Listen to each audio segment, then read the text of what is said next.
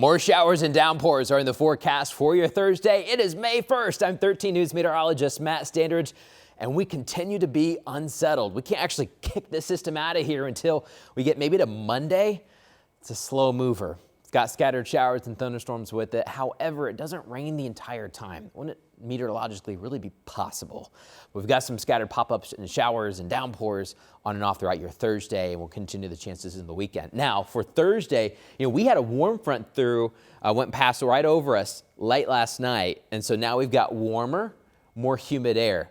There's a front off towards the west. It's not really necessarily too much of a cold front, but rather a bit of a wind direction change. And so what it's going to do is help spark more pop-up showers and thunderstorms throughout the day. In fact, there late in the morning, we had some more rain and a few rumbles of thunder in southern Indiana. Those will continue to track to the east and to the north. Now, we think overall, when you're just taking a look at the entire state, we think our eastern counties and our southeastern counties have the highest risk for possibly some severe weather, generally throughout the afternoon and into the evening hours. But everything's going to get a little bit different. We'll have splash and dashes across the state. There'll be several of us who don't get a drop today. That might be you. But otherwise, we're going to expect some on and off showers and downpours. So we're stuck in this system. Here's a wider view. You can see on the back side, there's still some clouds and some isolated showers. This front's kind of coming in and it's going to kind of linger. They're going to start kind of coming together and just sticking right over us. So most folks, it's not just here in Indiana, but from the Great Lakes all the way to the deep south, unsettled weather for the rest of this work week and into our first weekend of May. Got a lot going on in May, of course, here in Indiana. But the first weekend, one of the biggest things is the mini. We're going to have that forecast in a moment, but there is some unsettled weather, it looks like. This high pressure you see off towards the west really can't come in here until the middle of next week. Pattern's kind of stuck, and we'll talk more about that here in a moment. Let's talk about your rain timeline throughout the rest of your Thursday. Throughout the morning, everything's very hit or miss. But we think this afternoon, rain chances do go up. We think kind of the window to watch will be about 1 to 8 o'clock for the most concentrated radar with pop-up showers and thunderstorms and maybe even a severe storm, especially east of Indianapolis. After 8, 9 o'clock or so, I think these rain chances will start to wane. Yeah, we could have an isolated shower there overnight. To be honest, there could be an isolated shower or a quick thunderstorm at any time today for anyone in Indiana, but we do think the best chances will be in the eastern part of the state. We're talking Winchester into Richmond and Hagerstown, Centerville, south into Connorsville and Rushville, even kind of Greensburg, Brooksville Lake, down to Batesville and Oldenburg. So some of our eastern cities, even Newcastle, right on the edge too. And that's where we have the best chance for more of these pop-up showers and storms ahead of the wind direction change that's coming in from the west. The farther west you go, I think these showers will be a little bit more tame, but anyone can get a storm. I think that main window, 1 to 8, but really at any time you get a shower or downpour. And so that makes things a little bit tricky for, once again, another busy May afternoon. We've had them all through April, and now we're only about 4 weeks till all of our sectionals go into play. We've got baseball, softball, we've got girls tennis, boys golf, track, and something that we've been watching all spring has been these scattered showers and thunderstorms and sometimes lightning delays. And I think that could be the case later today, but not everyone. Kind of a select few, I think, could run into some lightning delays. Here's a look at Future Track 13. Let's kind of play this out throughout your Thursday. Scattered showers on and off throughout the rest of the morning and into the early afternoon. It's mainly just some light rain showers. Once we get into the heart of the afternoon, 2, 3, 4 o'clock, we'll heat up into the 70s, maybe get a couple more sun breaks. The more sun you get, the more destabilization you'll get in the atmosphere. That helps fire up more thunderstorms. Could get a little bit more active.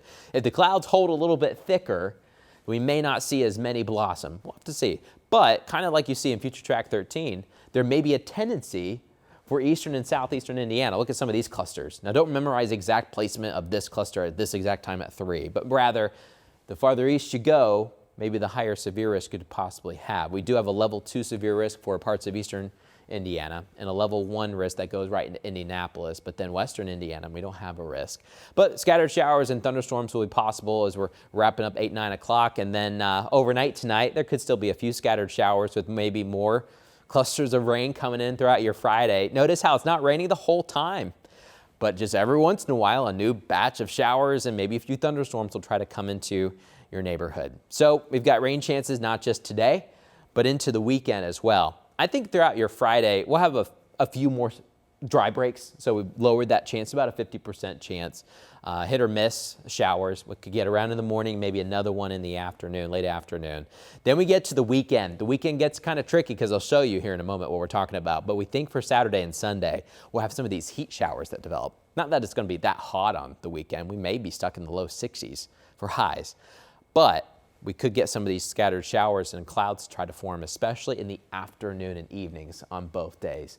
Look at the rain chances, though. We don't really kick them out of here until the middle of next week. This would be the first full week of May, so we're off to kind of a wet start. And it's thanks to an omega block. You're thinking, what did he just say? I'm having nightmares back from maybe a physics class, calculus class. Maybe you're talking about electricity.